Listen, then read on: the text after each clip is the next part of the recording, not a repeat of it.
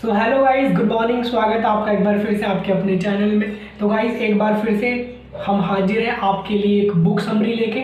और आज जिस बुक के बारे में हम बात करेंगे ना, वो इतनी प्यारी बुक है। इस बुक से आप अपने रिलेशनशिप को बहुत ज़्यादा स्ट्रॉन्ग कर सकते हैं। देखो, बाकी के जो हमारे रिलेशन होते हैं, मतलब as a sister and brother, mother and father have a different relation, लेकिन इस बुक में जो कंसिडर किया है वो है आपके पार्टनर का relation as a husband and wife. तो गाइज इस बुक की तारीफ में मैं क्या ही बोलूँ, ये बुक इतनी प्यारी है कि अगर आप इसकी फिजिकली टेक्स्ट बुक लाके घर पढ़ोगे ना, तो ये इतनी प्यारी बुक है कि इसे पढ़ते पढ़ते आपको इतना मज़ा आएगा कि बुक को आप रख के अपनी वाइफ को एक हक करके आओगे। और इतनी प्यारी बुक है, फिर आके बुक पढ़ोगे। तो खैर, इस बुक का नाम है द 5 लव लैंग्वेज, प्यार की 5 भाषाएं।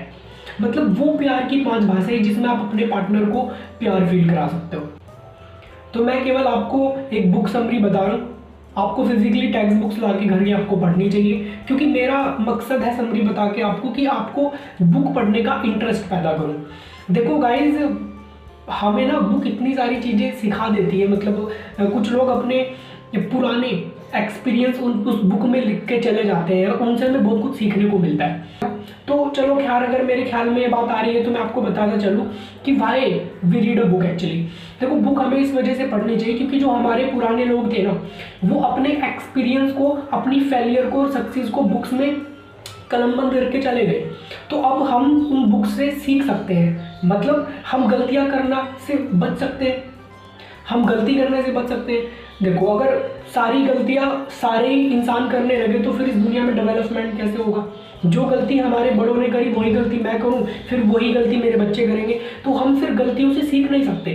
तो इसीलिए जो अपने एक्सपेरिमेंट, कुछ बायो ऑटोग्राफीज कुछ बड़े लोग लिख कर चले जाते हैं, तो उनकी बायो ऑटोग्राफीज से हम वो चीज़ें सीख लेते हैं कि भाई देखो, ये गलतियाँ करनी है, ये गलतियाँ नहीं करनी है। एक छोटा सा एग्जांपल आपको मैं यहाँ बताता चलूँगा कि ये जो बुक लिखने का सिलसिला है ना, कुछ 10,000 साल पहले से चला हुआ है। एक्चुअल में ये हमारा लाइफ का जो इतिहास है ना, ये कुछ 2 लाख साल पुराना है।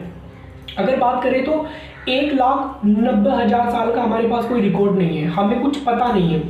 हमें सिर्फ 10,000 साल की एक बुक्स मिली है, ऋग्वेद जो हमारे वेद है वो माना जाता है 10,000 साल पुराने। उससे पुरानी कोई किताब अभी तक मिली नहीं है, प्रूफ हो गया है। तो कहने का मतलब है कि 10,000 साल से दुनिया तरक्की पे है। क्यों? क्योंकि 10,000 साल पहले से किताबें लिखने का सिलसिला चल पड़ा है। मतलब कि जो मैं अपनी ज़िंदगी में गलतियां कर रहा हूँ वो मैं कलमबंद करके चला जाऊँगा। आने वाले जो लोग हैं वो उन किताबों को पढ़े और आगे बढ़े, वो गलतियां करने से बच गए। अगर सारी गलतियां सभी लोग करेंगे तो फिर उम्र छोटी पड़ जाएगी। भाई हमें 50 साल जीना है, 60 साल जीना है, और सेम गलतियाँ करेंगे तो how we can develop a countries, how we can develop a world finally. तो ये बात मेरे ख्याल में आई, मैंने आपको बताई। लेकिन हमारी जो बुक है ना आज, वो है आपके रिलेशनशिप को स्ट्रॉन्ग करना, प्यार की 5 भाषाएं। तो वो कौन सी प्यार की 5 भाषाएं हैं जो आपको ये सिखा देगी कि आप अपने पार्टनर को कैसे प्यार फील करा सकते हैं। तो शुरू करते हैं। तो गाइस, जो पहली लव लैंग्वेज है उसका नाम है एक्ट विद योर पार्टनर। मतलब अपने पार्टनर के काम में हाथ बढ़ाना, उसे सपोर्ट करना उसके काम में। बहुत सारे हस्बैंड होंगे जिन्हें ऑफिस का काम होगा, तो वाइफ को चाहिए कि वो उसके काम में हाथ बढ़ा दे जितना हो सके। या फिर कोई वाइफ है जो हाउस वाइफ है, तो उसके घर का बहुत सारा काम होगा, तो हस्बैंड को चाहिए कि वो कभी कभी उसके काम में हाथ बढ़ा दे, मतलब उसका खाना बनवा दे, वो टाइप। देखो, इसे भी मैं थोड़ा सा आपको क्लियर कर दूँ कि बहुत लोगों की आज भी वही पुराने वाली सोच है कि मतलब हम अगर वाइफ के काम में हाथ बढ़ाएंगे, अगर हम घर के बर्तन साफ कर देंगे तो हमारी इंसल्ट हो जाएगी। देखो, ये 2023 चल रहा है, आप बहुत बड़ी गलतफहमी में हो। और अगर आप आज भी ये सोच रहे हो ना, तो अकेले में मेरे से डिस्कशन कर लिया। देखो गाइस, 5 उंगली एक साथ तो होती नहीं। मतलब बहुत सारे ऐसे लोग होते हैं जिनके लास्ट टाइम तक रिलेशन बहुत अच्छे चलते हैं, बुढ़ापे तक बहुत अच्छे रिलेशन चलते हैं। लेकिन फिर भी मैं आपको एक चीज़ बता दूं, जिन लोगों को मैं कंसिडर करके आप लोगों को बात बोल रहा हूँ कि वो मैंने भी समाज को थोड़ा सा ऑब्जर्व किया है कि आज भी कुछ लोग उस मेंटालिटी से जी रहे हैं कि नहीं भाई, अगर हम अपनी वाइफ के साथ उसके काम में हाथ बढ़ाएंगे ना तो हमारी इंसल्ट हो जाएगी। देखो भाई, ये 2023 चल रहा है, आप बहुत बड़ी गलत फहमी में। तो बस फाइनली यही बात है कि आप जब भी टाइम मिले, जितना भी टाइम निकाल लें, तो act with your partner, it will be definitely help. अगली लैंग्वेज की बात कर रहे हैं गाइस, जो आपके पार्टनर को प्यार फील कराती है, उसका नाम है रिसीविंग गिफ्ट। कुछ लोगों को गिफ्ट रिसीव करना, गिफ्ट लेना, गिफ्ट देना बहुत ज़्यादा पसंद होता है, कुछ लोगों को पसंद नहीं भी होता है। देखो ये आपको पहले ऑब्जर्व करना होगा कि यार मेरे पार्टनर की लव लैंग्वेज कौन सी है। मतलब ये पहले आपको पहचानना होगा, रिकॉग्नाइज करना होगा, ऑब्जर्व करना होगा कि अच्छा इन्हें गिफ्ट अच्छा लगता है, शायद मैं इसे टाइम क्वालिटी दूँ, या और भी जितनी 5 तरह की लव लैंग्वेज इसमें बताइए, मैं आपको आगे बताऊंगा। और ज़रूरी नहीं गिफ्ट का मतलब कि आप अपने बैंक बैलेंस को ख़त्म कर दें।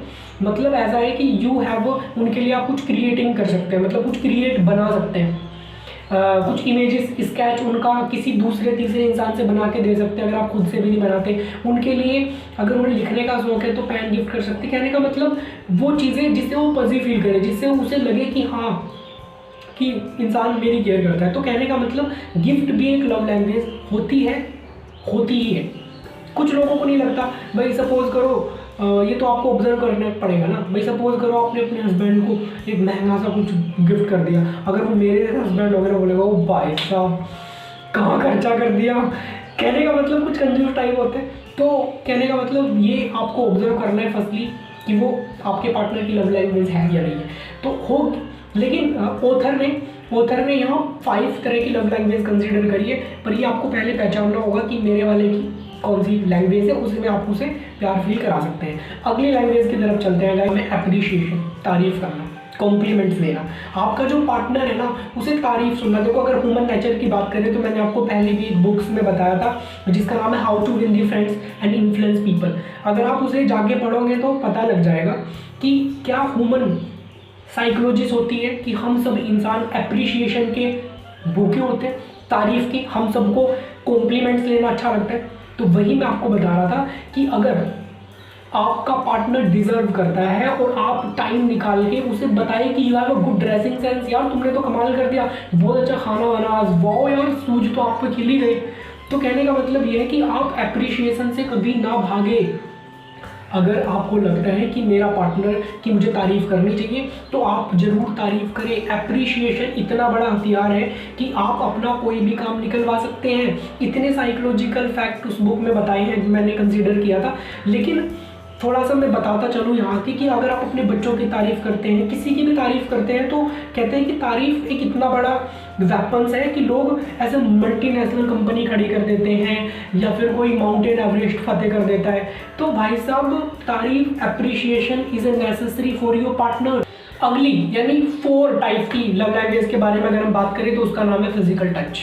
वाओ कितनी क्रेजी बात है। देखो इस ह्यूमन बीइंग की अगर हम बात करें, मोस्टली इंडिया की अगर बात करें तो यहाँ लोग फिजिकल टच से प्यार बहुत ज़्यादा फील करते हैं। मतलब अगर आप किसी को हग्स आके कर देते हो या फिर आप ऐसे हैंड शेक करते हो तो इसमें लोग ज़्यादा प्यार फील करते हैं। तो मैं आपसे अगर एक सवाल पूछूं, आपने अपने पार्टनर को लास्ट टाइम हग कब किया था?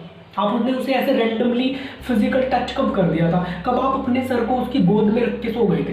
तो कहने का मतलब वो जो तमाम चीज़ें फिजिकल टच जो आपके पार्टनर को प्यार फील कराती है वो आपको करना पड़ेगा, तभी आपके रिलेशनशिप बहुत अच्छे होंगे। तो फिजिकल टच का मतलब यही है कि रोज नहीं, डेली नहीं, वो बोरिंग हो जाएगा। हर चीज़ को बैलेंस में रखना है। तो आप रैंडमली ऐसे कुछ करें अपने पार्टनर को प्यार फील करा सके। और फिजिकल टच इसमें बहुत बड़ा योगदान दे सकता है। आप रैंडमली बिना किसी रीज़न के कर सकते हो। And you know very well about physical touch. So physical touch is a necessary tool to feel love of your partner. Okay, so guys अंतिम एंड फाइनल लव लैंग्वेज के बारे में बात करें, उसका नाम है टाइम क्वालिटी। टाइम क्वालिटी वही सेम चीज़ है कि आप अपने पार्टनर के साथ एटलीस्ट टाइम स्पेंड करें। ये बहुत कमाल की चीज़ होती है गाइस। देखो अगर हम इस दुनिया में करोड़पति बनने के पीछे भाग रहे हैं, लोग का इतना बिजी शेड्यूल है कि वो अपनी लाइफ में पता नहीं कुछ कर रहे हैं। कोई लोग फेमस बनना चाहते हैं, किसी को नेम चाहिए, किसी को फेम चाहिए, कोई करोड़पति बन रहा है। अरे बन जाओगे यार, हम कह रहे हैं ना बन जाओगे आप करोड़पति, लेकिन एटलीस्ट अपने संबंध तो खराब मत करें आप।